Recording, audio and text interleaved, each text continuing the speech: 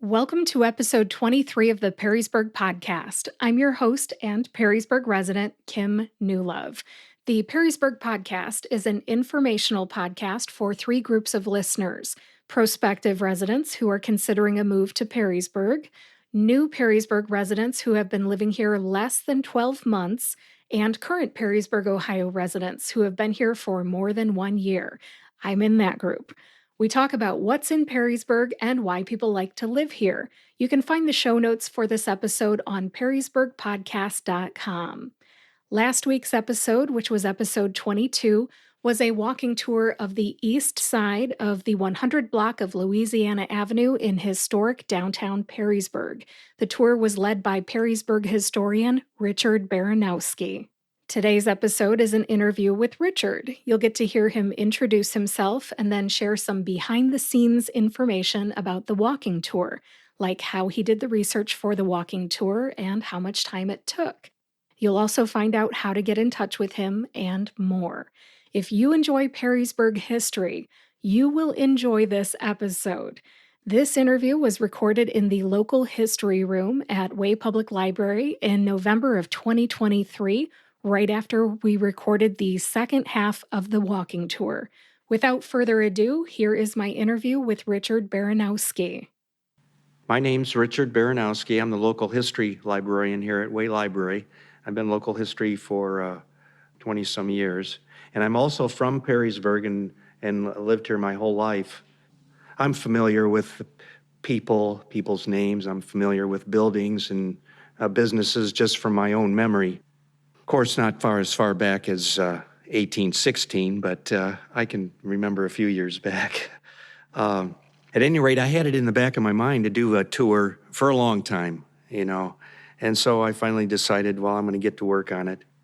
Richard, did you have your outline for this walking tour ready before you and I met?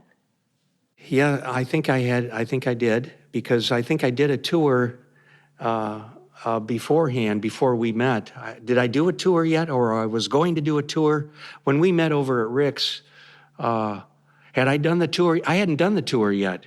I don't know, but you had talked about wanting to do a walking tour and get it recorded so that it was available for anyone and who then wanted when to you walk were there, up you and said, down the we'll street. do this podcast, and I think that that probably got me going.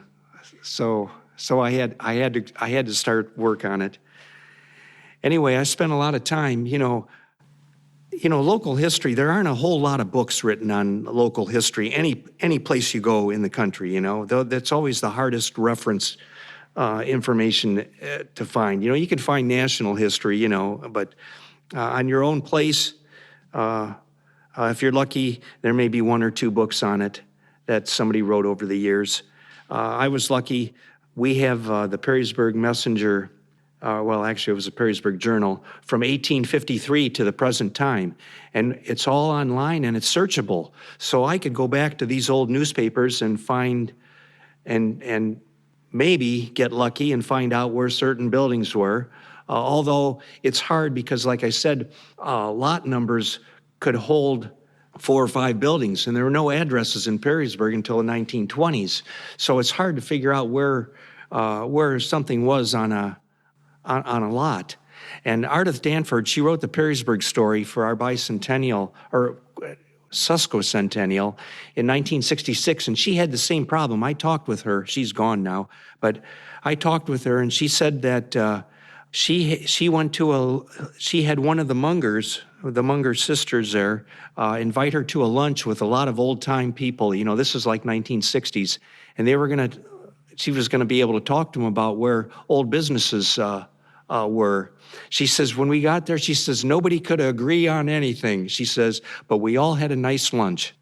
So as you can see, everybody had that problem. I had the problem, but I had something that Ardith didn't have. I was able to search the newspapers by keyword, and she wasn't able to do that. She had to go through it page by page, and I don't know how she did it, but she did. But I was able to be more inclusive, of course. So I'd start with one building and I'd type in the address, I'd type in the corner, I'd say the corner of Front and Louisiana, I'd try different things, and slowly pieces of the puzzle would come together, and one thing would lead to another. And I was able to, in the end, put a pretty good history together on all the buildings. So, but I spent a lot of time doing it. People put ads in the newspaper about their building, but of course there was no address. They'd say, sometimes they even just put Main Street, because Main Street's maybe cheaper to put in there than Louisiana. It's also easier to say. Yeah, things worked differently back in the day, didn't they? Yes, yeah. And everybody knew where Main Street was. In fact, in some of the older phone books, it actually says Main Street. It doesn't say Louisiana Avenue. Main Street was shorthand for Louisiana, and everybody knew what you were talking about. Richard, how long did it take you to put together this walking tour? Oh, heck, I think I put, how many hours do you think I did? Boy, I think I lost count. I must have put, oh my gosh, probably 30, 40 hours in just this block here, And in fact, as you know, we did the tour a month or so ago, and then I've continued to work on it to prepare for this podcast. So I found more things, the things that I didn't know then that I know now, so I was able to add to the podcast. But you always, and I know I will find out things, you always find out more things about a subject after you've done the project. Whether it's a writing project or this tour, you're going to find out maybe big mistakes. You hope you don't, but or you hope nobody finds out. Well, would you like people to contact you if they have old photographs? Yes, old we're always articles? looking for photos. I scan everything I can get my hands on in here when people bring things in, and I don't let you almost have to when people come in and bring me something and show me something. If they're not giving it to me, I scan it right then, because I know I may not have another chance to get my hands on that. You did a wonderful job, and thank you. Okay. I know it's in your blood as a librarian and a historian to want compleetness. Yeah. But this is enough. I just want you to know you did a think it's fine enough. job. It's not. I want to know more, and I want to know more precisely.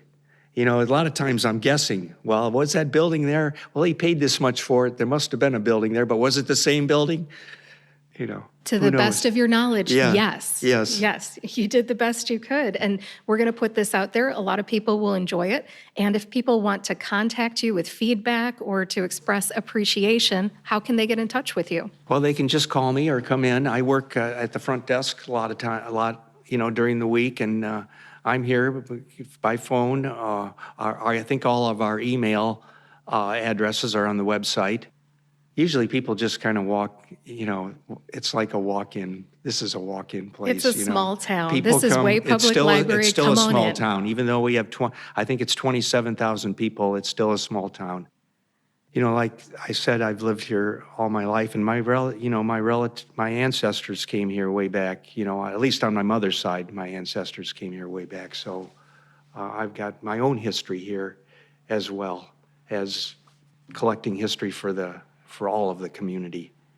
Let me ask you something, Richard. When we met over at Oh Dear Diner back in, I think it was September, did you know that this would be the outcome? No, I didn't. And that, sometimes God plans things. God winks at you. Yes. Yeah, we met at Oh Dear Diner. I was talking to Rick Ruffner about the car show, and he introduced me to you. And Rick said, "Hey, Richard, you should talk to Kim about this walking tour you've always wanted to do." Well, Rick, you should do this. I'm not going to do it, but you should do it. Rick is a wonderful guy. And he's another guy who knows everybody and can connect with people. How long have you wanted to do this walking tour for? 10 years at least, maybe before that. No, I don't know if anybody's ever really done, not to the, at least as the way I did it. There was a fellow around town, maybe 20 years ago, Bob Boyd, and he wrote a book on some of the buildings in Perrysburg. But he was an architecture guy. But he had some history of some of the buildings, but I don't think he ever did a tour. He might have went to the tour. They've toured houses. Historic Perrysburg is one along Front Street and Second Street, and I think at certain times over the past, they'll go to a house and say, this house was built 1835, and this is who lived here. I bought the book, yeah. But nobody, I don't think that. anybody went down the street with the businesses one after another, And I wasn't sure how it was going to work out. I'm glad I only picked one block, and I think I picked the hardest block in Perrysburg. You might be right. I know the other side is newer, is all newer, and so is where Lupita's, that block, because that whole block burned down in 1891, and there's nothing, that's all after 1891, so it's much easier to trace a building when you're only going back that far. It's those early days you can't get where people shared buildings, they added on, buildings burned down 3 times before the building you see today was there. So that's where it gets complicated. Yes, you did a lot of research for this, so much respect. A lot I give of you reading, a lot of credit. I read a lot of old newspapers. Yes, I think that's really cool that you shared that you could do the keyword searches and that helped you. Is there anything really outlandish you had to do to track down the information for this walking tour? Well, what I did is I befriended John Mosier, and he owns all the buildings in that first block. He doesn't live in Perrysburg. I called him up, and he came here, and he gave me a tour. He owns every one except 105 in that first half block. So he came there. He was so nice, and he gave me a tour. He took me inside and introduced me to all the people. He even took me up into the apartment that he was trying to rent. And he says, well, if you're on this tour, and this is the keys in the mailbox here, he says, you can take people up there. Isn't that a nice man to do that, to let me do that? That's small town friendly for you, really. But you know what? I found out he's very friendly, but he didn't really know a whole lot more. He knew a few key things. Again, well, maybe this was in here, maybe they did this. But he was one more piece to the puzzle. Yeah, he was one major piece to the puzzle. Is there anything that surprised you that you found out during your research for the walking tour? Oh, I think the Masonic Lodge, they sold half the building. I never knew you could sell half a building. And it was a lawyer that was downstairs who sold it to the lodge. He was probably a member of the lodge and probably took him. It was an inside thing. And he says, well, I can sell you the upstairs. Where do you find where somebody owns, people own things side by side, but does anybody ever own the same building and one owns the upstairs and one owns, I don't know, maybe New York City or somewhere, but I thought that was unusual. That makes it interesting, though. Yeah, I thought it was unusual. Now that you've completed the walking tour, we've completed the recording, are you happy with how things turned out? Yeah, I think so, but I'll be finding more things, and I'll say, well, I should have said that. I could have said that if I knew that then.